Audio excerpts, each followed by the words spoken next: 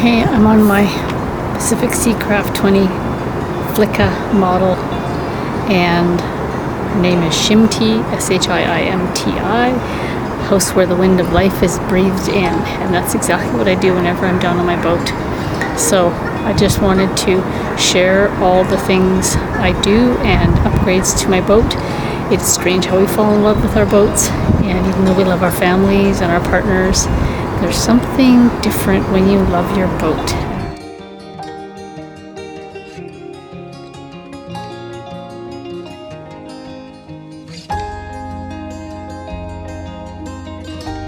.800 DSL, Wallas Stove, and with that comes the exhaust sort of ventilation for it that would go to the side of the hull, where there's going to be on the side deck just a little outlet versus at the top, and then won't be a big chimney like some of the heaters have. And this unboxing, I'm going to show you the blower lid, which I'm really thrilled about, because so you've got your stove and then you put this blower lid on top, which is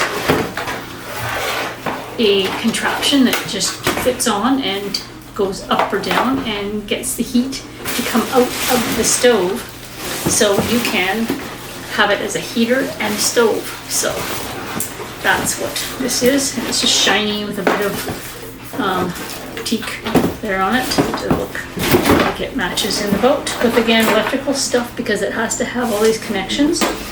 I like to think that I'm going to do this myself, but it's very unlikely because I don't want to A, burn the boat down, B, short anything out, and C, not have anything work, and D, all of the above.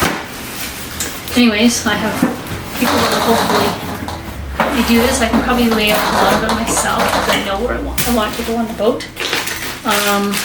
The hull lead through, so then this attaches to this and that goes out the side of the hull, so it's in a little bag, it's labeled. And Wallas tank feed through diesel, so this goes with this tank here, and you have a choice of the tanks, and this one here, it actually says on it 5, oh yeah, it even says Wallas on it, and I think it even says 5 gallon. This is the 5, and then there's a 10, which is kind of big and kind of this way, so I thought this one would be a lot easier to fit in the boat, and maybe even almost like not gimbal it, but it just would have a bit more flexibility along the hull, because I'm going to put it where my Origo stove was, which is a space about 24 inches wide, to now this one is only like probably half that width. So here, so I've got to obviously get a new counter or some kind of facing. Again, I don't want it to look crappy like I just cut some plywood myself, so I'm going to get someone that sort of knows what they're doing probably to help me. I know what I want it to look like. So anyways, this is the insulation that goes around there in case it goes through or anything, so it doesn't burn. I've probably got more than I needed.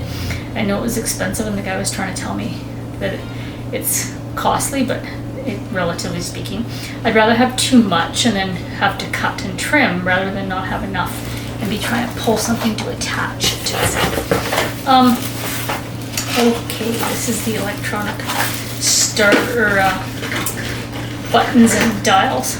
Turn it on and off, and level of heat and stove. So it shows you where the blower lid is on, and then to go to that part, usually it's at a certain temperature.